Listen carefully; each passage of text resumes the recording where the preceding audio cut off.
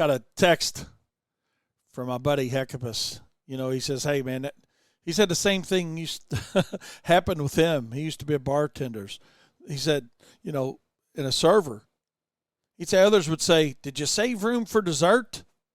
And he'd say it. I'd always say, 'Hey, we have a slice of chocolate cake or wonderful apple pie. Which one can I warm up for you?'" Absolutely. A choice between something and something else. And Hecapus goes on to say, when he did that, he was making 25 to 30% more in tips because of it.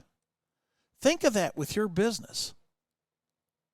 Are you an order taker or are you a salesperson? And what's the difference? And that's what we're going to talk a few minutes about here as we wrap up my Profit Time show for today. And you think, well, Wayne, I'm a salesperson. Or the other option is, well, man, I hate selling. I don't mind doing the work, but I ain't a salesman.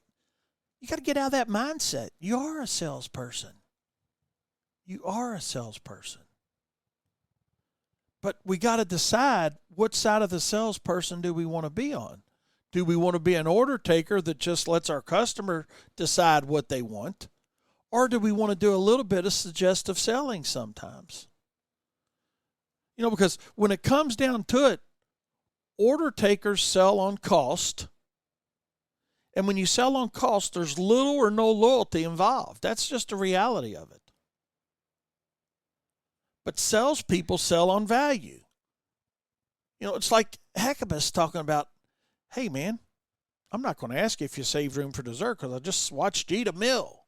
But, hey, how would you like some of this good apple pie or chocolate pie? Which one would you like? I'm sure sometimes the answer was still none, but he gave the customer a choice between something and something else. What are you doing with your customers to create the value? Because it's all about perceived value. Whether you're selling lawn mowing, landscaping, landscape lighting, lawn applications. And that's the challenge today for you, is to ask yourself, what are you doing to create value or perceived value? When somebody says, hey, I want to get a price on spraying my yard, or I want to get a price on mowing my lawn, or I want to get a price on landscaping, what are you doing other than just saying okay? And when you make that presentation to the client, are you giving them a choice between something and something else? The answer could still be no, but at least give them an option to buy something from you, buy something else from you. Because when you look at cost selling, and this is something we could talk a whole show on, we're just going to talk about it a few minutes here.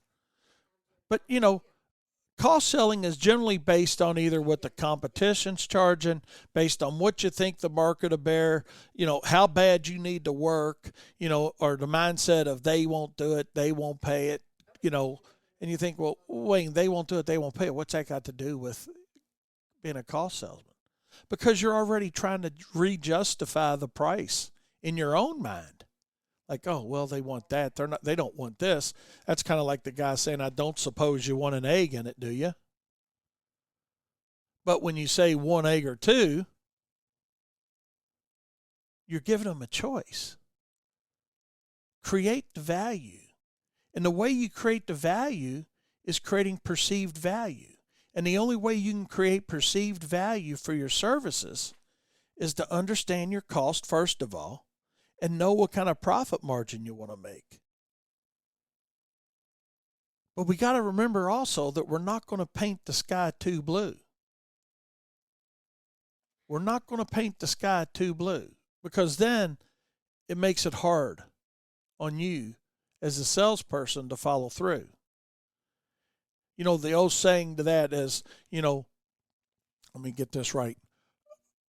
Under promise and overachieve. Under promise and overachieve.